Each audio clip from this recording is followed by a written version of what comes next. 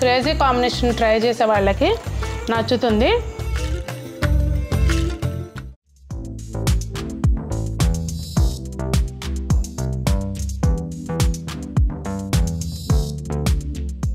పెద్దలందరికీ నమస్తే, పిల్లలందరికీ హాయ్. ఎలా ఉన్నారండి? అందరూ బాగున్నారా? మేము చాలా బాగున్నాం. మీరు కూడా చాలా చాలా బాగున్నారని ఆశిస్తున్నాను. ఈరోజు వీడియో ఏంటంటే, తమ్నెల్లో చూసారు కదా కమ్మని గుమ్మడికాయ కూర అని చెప్పి. అయితే గుమ్మడికాయ కూర ఏముంది, అందరం చేసుకునేదే కదా సునీత అనుకోమాకండి. కొంచెం క్రేజీ కాంబినేషన్తో ఎలా తినాలో చూపిస్తాను, అది చూడండి వీడియోలో. యూజువల్గా ఏంటంటే గుమ్మడికాయ కూర అందరం వండేది, కాకపోతే మా ఇంట్లో చాలా తక్కువ వండుతామండి. ఎందుకంటే అత్తయ్య ఇక్కడికి వచ్చినప్పుడు, నేను అక్కడికి వెళ్ళినప్పుడు తప్పించి రెగ్యులర్గా గుమ్మడికాయ కూర అస్సలు ఉండవు. ఎందుకంటే మా వారు అస్సలు తినరు, ఎందుకో మరి తెలీదు. అన్ని వెజిటబుల్స్ తింటారు, సంజన కూడా ఎందుకో అలవాటు అవ్వలేదు గుమ్మడికాయ కూర. పిల్లలు ఇద్దరు తినరు. ఇక నేను, మా అత్తయ్య, మామయ్య గారు ఏంటంటే కాశీలో వదిలేసి వచ్చారనమాట. అందుకని అయితే అప్పుడు లేకపోతే ఇప్పుడు అక్కడో ఇక్కడో వండుతాము. ఇప్పుడు ఎక్కడ అంటే నేను వెళ్ళేది లేదు మామూలుగా. ఎందుకు అంటే అప్పుడప్పుడు మన కోసం కూడా మనం కొన్ని చేసుకోవాలి. ఏమంటారు? దీనికి ఎంతమంది ఏకీభవిస్తారు కమెంట్ చేయండి. ఇవాళ అయితే నాకే తినాలనిపించింది. ఇంకా మొత్తానికి స్టార్ట్ చేసి వండడం మొదలు పెడుతున్నాను అనమాట. పదండి వంటగదిలోకి వెళ్దాం, కూర చేసుకుందాం, మళ్ళీ వచ్చి మాట్లాడదాం. ఇదిగోండి కూరకి ఇవి ఒక 4 ఉల్లిపాయలు సన్నగా పొడవుగా కట్ చేసుకోవాలండి. ఇట్లా పొడవుగా కట్ చేసుకోవాలి. అలాగే కరివేపాకు, పచ్చిమిర్చి ఒక 4 నుంచి 5 పచ్చిమిర్చి పొడవుగా ఇలా కట్ చేసేసుకున్నాను. అలాగే వెల్లుల్లిపాయలు కూడా ముందు ఒలిసి పెట్టేసుకుంటే చక్కచక్క అన్ని పనులు అయిపోతాయి. ఇవేంటంటే గుమ్మడికాయ ముక్కలు పైన ఇది తీయకోకుండానే నేను కట్ చేస్తానండి. ముక్క చితికిపోకుండా ఉంటుంది, బాగుంటుంది, ముక్కగా ఉంటుంది. ఇది ఒక మీడియం సైజు ఒక మాదిరి గుమ్మడికాయ, సగం కాయ అనమాట. ముక్కలు క్వాంటిటీ చూస్తున్నారు కదండి, ఇన్ని ఉన్నాయి. ఇంక ఇప్పుడు దానికి సరిపడా అంటే మనకి గుజ్జు ఎక్కువ వద్దు, గుజ్జు అనుకుంటే కొంచెం తక్కువ, గుజ్జు ఎక్కువ కావాలనుకుంటే ఇవి ఇంకా ఎక్కువ కోసుకోవాలన్నమాట. నాకు ఆల్రెడీ ముక్కలు చాలా ఉన్నాయి కదా అని చెప్పి ఎక్కువ గుజ్జు వద్దులే అని కొంచెమే కోసాను అనమాట. ఉల్లిపాయలు 4, లేదు అంటే ఇంకా కొన్ని వేసుకోవాల్సి ఉంటుంది. ఇప్పుడు ఒక ప్యాన్ పెట్టుకుని ఒక 4 టేబుల్ స్పూన్స్ ఆయిల్ మరీ ఎక్కువేం అవసరం లేదు. మామూలుగా అయితే ఇంతకుముందు అమ్మ ఊర్లో ఉండినప్పుడు ఏంటంటే కొంచెం అన్నిట్లోనూ ఆయిల్ మామూలుగా కంటే కొంచెం, ఇప్పుడు మనం వాడేదానికంటే కొంచెం ఒక మాదిరిగా ఎక్కువ క్వాంటిటీనే వాడేవాళ్ళు. ఇప్పుడైతే చూసారు కదండి, జస్ట్ అదిగోండి అది ఒక 4 టేబుల్ స్పూన్స్ ఆయిల్ వేసాను. ఇంకా ఆయిల్ వేడెక్కిన తర్వాత ఆవాలు, శనగపప్పు, మినపప్పు, జీలకర్ర ఇట్లా అన్నీ కూడా పోపు దినుసులు అన్నీ వేసేసుకోవాలండి. ఇంకా అవి సగం వేగితే సరిపోతుంది. దాంతోపాటు ఈ కట్ చేసి పెట్టుకున్న వెల్లుల్లిపాయలు ప్రతి వంటలోనూ కొంచెం ఎక్కువ క్వాంటిటీలోనే యాడ్ చేసుకోవటం అలవాటు చేసుకోండి, చాలా అంటే చాలా మంచిది. ఇంక ఇప్పుడు ఈ పోపు ముక్కలతో పాటు కూడా వేగుతుంది కదండి, ఊరికే మాడిపోయినట్టు అయిపోతాయి మళ్ళీ గింజలు. కొంచెం సరిపడా వేగితే సరిపోతుంది అనమాట.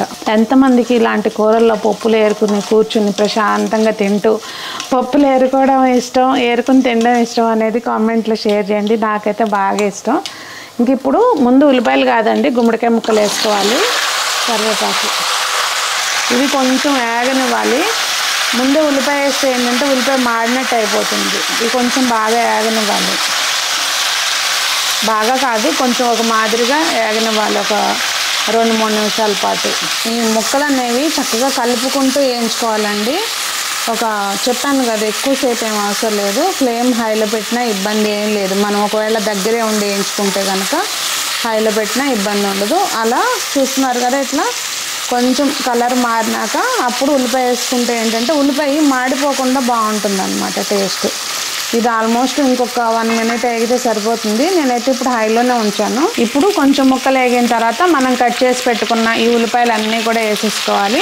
వేసుకుని ఇప్పుడు ఫ్లేమ్ లోలో పెట్టుకుని, అంటే మీడియం ఫ్లేమ్లో పెట్టుకుని మూత పెట్టేసామనుకోండి, చక్కగా మంచిగా వేగుతాయి అన్నమాట.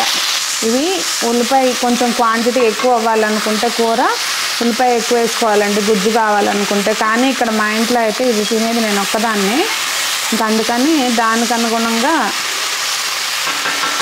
కొంచెం వేసాను. ఇప్పుడు విజయవాడ వెళ్ళే పని ఉందన్నమాట. ఇంకా అత్తయ్య కూడా తీసుకెళ్ళొచ్చు అని అత్తయ్య ఇక్కడికి వచ్చినప్పుడు కానీ నేను అక్కడికి వెళ్ళినప్పుడు కానీ గుమ్మడికాయ కూర వండుతాం అన్నమాట.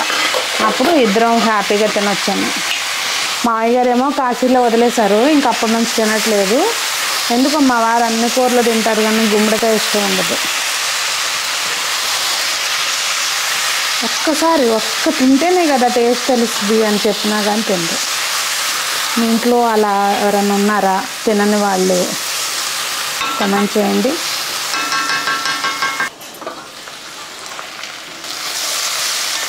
ఇదిగోండి చక్కగా ఇట్లా మీడియం ఫ్లేమ్ మీద మంచిగా ముక్కల్ని ముందు చక్కగా వేయించుకోవాలి. ఉల్లిపాయ కూడా చూసారా సరిపడా వేగింది. ఇప్పుడు ఇట్లా అయితే అదే ముందు వేసామనుకోండి మాడిపోయినట్టు అవుతుంది అన్నమాట. ఇప్పుడు దీనిలోకి రుచికి తగినంత ఉప్పు, కారం ఇవన్నీ వేసేసుకోవాలి. ఇది మామూలుగా పచ్చడిలో అట్లా వేసుకుంటాం కదండి, ఆ ఉప్పు అన్నమాట. ఉప్పు వేసినాక అలా ఒక నిమిషం పాటు కొంచెం ఆ ఉప్పు అంతా ముక్కలకు పట్టినాక అప్పుడు కారం వేసుకుంటే బాగుంటుంది. పచ్చిమిర్చి కూడా వేసాం కనుక కారం కొంచెం చూసుకుని వేసుకోవాలండి. ఇక్కడ నేను 1 స్పూను కారం వేసాను. మీరు కొంచెం చూసి వేసుకోండి. అంటే కారం తక్కువ తింటారు కనుక నేను తక్కువ వేసాను. మీరు కొంచెం చూసుకుని వేసుకోండి మీరు తినే కారాన్ని బట్టి. అలాగే మనం వాడే కారం ఎంత ఘాటు ఉంటుంది అనే దాన్ని బట్టి వేసుకోవాలి. ఎప్పుడు కూడా నేను స్పూను చెప్పాను కదా అని చెప్పి స్పూన్ వేసుకుంటే ఎక్కువ అవ్వచ్చు, తక్కువ అవ్వచ్చు. ఓకే, ఇలా చక్కగా మళ్ళీ ఒక 2-3 నిమిషాల పాటు మంచిగా మూత పెట్టేసి అలా ఉంచామనుకోండి. ఉప్పు కారం అంతా మంచిగా ముక్కలు పీల్చుకుంటాయి నెమ్మదిగా. ఇప్పుడు ఇక్కడ నుంచి ప్రాసెస్ సిమ్లో పెట్టుకుని చేసుకోవాలి.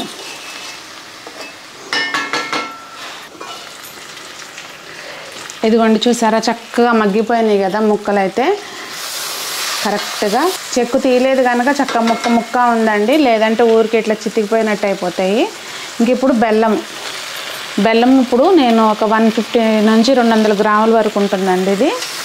ఇక అదేంటంటే మనం తినే తీపిని బట్టి కొంతమంది తక్కువ వేసుకుంటారు, కొంతమంది ఎక్కువ వేసుకుంటారు. అంటే యూజువల్గా ఇంట్లో తినే స్వీట్ని కూడా కొంతమంది ఏంటంటే సేమియా చేసుకున్నా కానీ చాలా తక్కువ స్వీట్ వాడతారు. అట్లా మీరు తినే దాన్ని బట్టి కొంచెం చూసి అడ్జస్ట్ చేసుకోండి. ఈ బెల్లం కరిగినాక ఒకసారి టేస్ట్ చూసుకుంటే అప్పుడు మళ్ళీ మనం కావాలనుకుంటే వేసుకోవచ్చు. వేసేసి చక్కగా సిమ్లో పెట్టేసి అది మనకి పాకంలాగా వచ్చేస్తుంది అన్నమాట. మంచి గుజ్జుగా అయిపోయి అలా మంచిగా రానివ్వాలి. ఇది ఇలా మూత పెట్టేసి ఉంచుదాం. ముక్క ఇలా ఉంటేనే చక్కగా అది మనం చితిపి తింటాం కదండి, లోపల మంచిగా సేమియా లాగా వస్తుంది. ఒకసారి బెల్లం చెక్ చేసుకుని కరిగినాక ఇంకా పట్టదు అనుకుంటే కనుక మనం దానిలోకి కొద్దిగా ఇదిగోండి ఇది గరం మసాలా. ఇదేంటంటే మేము ధనియాలతో పాటు కలిపి పట్టేస్తాం అన్నమాట, అన్ని మసాలాలు వేసి. ఇది ఆప్షనల్ అండి, అందరూ వేసుకోరు. కాకపోతే నాకు ఫస్ట్ నుంచి అలవాటు చేయడం, అమ్మాళ్ళు వేస్తారనమాట. ఇంకా అందుకని చెప్పి కొంచెం చూసారు కదా ఎంత కొంచెం వేసానో అంత, జస్ట్ అది ఫ్లేవర్. ఇంక ఇప్పుడు మొత్తం అలా గ్యాస్ని మీడియం ఫ్లేమ్లో కూడా పెట్టుకోవచ్చు. కావాలంటే మనం మధ్యలో కదుపుకుంటున్నాం అనుకుంటే మీడియం ఫ్లేమ్లో పెట్టుకోవచ్చు. లేదంటే అలా సిమ్లో చక్కగా పాకంలాగా అంటే బాగా అట్లా గుజ్జుగా అయిపోయే వరకు అలా ఉంచేసుకుంటే చక్కగా సెట్ అయిపోతుంది. చూసారా చక్కగా సెటిల్ అయిపోయింది. బెల్లం వేసినాక దాదాపుగా 7 నుంచి 8 నిమిషాల పాటు వేగినాక చక్కగా ఇట్లా అయిందండి కూర. అయితే మనం కనుక అదే ఈ చెక్కు తీసేసి వేస్తే కనుక ముక్క ఊరికే చితికిపోతుంది. చూసారా ఇంతసేపు ఉడికినా కూడా ముక్కలాగానే ఉంది. అట్లా ఉంటేనే గుమ్మడికాయ కూరకి రుచి. ఇంక ఇప్పుడు ఇది క్యాస్ట్ ఐరన్ కనుక ఇమీడియట్గా వేరే దాంట్లోకి షిఫ్ట్ చేసేసుకోవాలండి. దీన్ని ఇప్పుడు వేరే దానిలోకి ఆయిల్ చూసారా సరిపడా మనం వేసుకున్నాం. ఏమి పైకి ఆయిల్ వచ్చేసి ఇట్లా గుజ్జు అయిపోయి అలా లేకుండా చక్కగా ఉంది.